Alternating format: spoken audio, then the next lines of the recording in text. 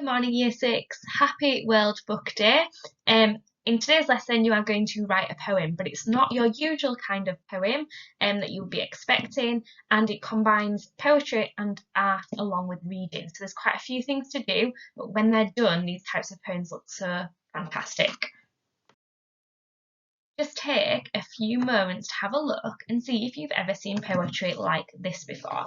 So what type of poetry is this? So you can see that some of the poems have got bigger drawings on than others, but they have all picked out keywords to create poetry. So the one on the left hand side has picked out the words, the key is to have the good news in you. So it's like a really nice, carefully thought out poem all about good news and having hope inside yourself.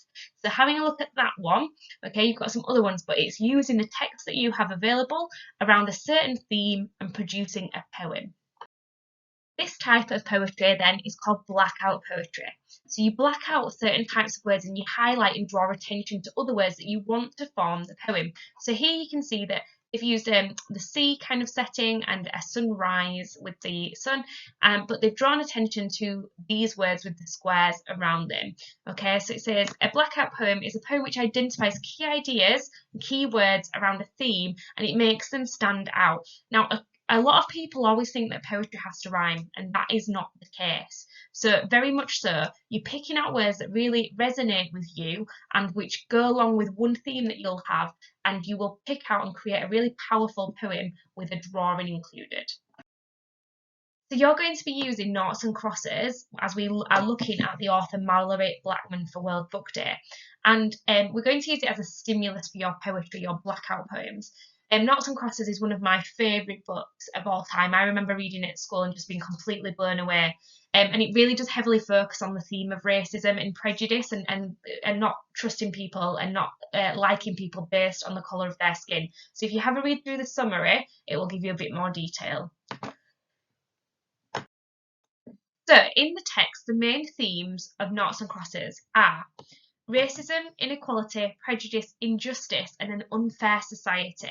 And they're really big, important themes. And as you know, Mallory Blackman is an author who is out there to try and change the way that we think about the normal way that things have been done.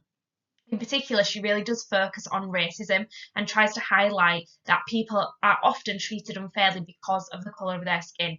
Her texts are thought-provoking. They're meant to make you think really carefully about how the world is and whether it's right or wrong. And I do think that she does that really well, and she's been recognised as an author who tries to use writing to promote change in the world. So in order to create your poem, your blackout poetry, you're going to have an extract, and I've attached them to this post from the book Noughts and Crosses, but you need to decide on the theme. So you're either going to choose it all about racism, whether you think it's fair, inequality, prejudice, and because people are treated differently because of the colour of their skin or the colour of their hair, and you're going to focus on one of those themes. So the steps to do this are you're going to read the page, and you're going to pick out any words which really stand out to you, which link to the theme, and you'll just note them down at the side. You don't need to do anything on the extract at this point.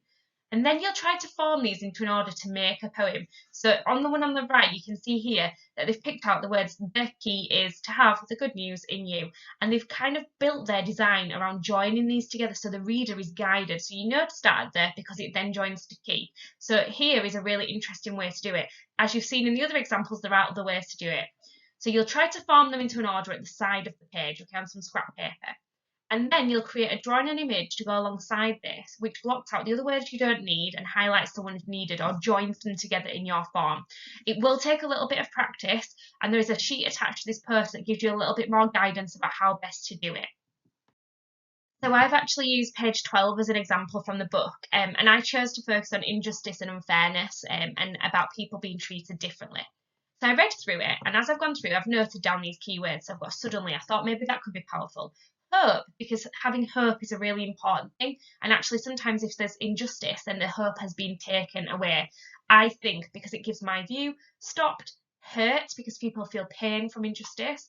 Meet my eyes, so somebody not being able to look at you because actually they feel ashamed of their own behaviour, but they continue anyway. Voice, because it's important to have a voice in things. Humiliating, because it's embarrassing. And first. So what I did was I put those down at the side, and then I thought, which words really stand out to me, and how could I turn them into poem? So I've got hope I think stopped, couldn't meet my eyes, humiliating. Okay, so I've tried really hard to think about how we can link those together. Now, for some of you, you will think that's not a poem, but poems can take whatever form or shape that you want them. So I wanted my reader to think that when injustice and unfairness is around, hope does stop, and people feel like they lose hope. That people can't meet their eyes, okay? They know how they've treated them is not right. And actually, that person feels humiliated and embarrassed. So I've carefully put them together, and I would then need to construct a drawing on there to join those words together. So have a think about how best to do that. My final tip for you would be to read the 3 extracts. Okay, choose the one that stands out to you the most, and then choose your theme. So you're going to focus on either racism, inequality, injustice, or an unfair society.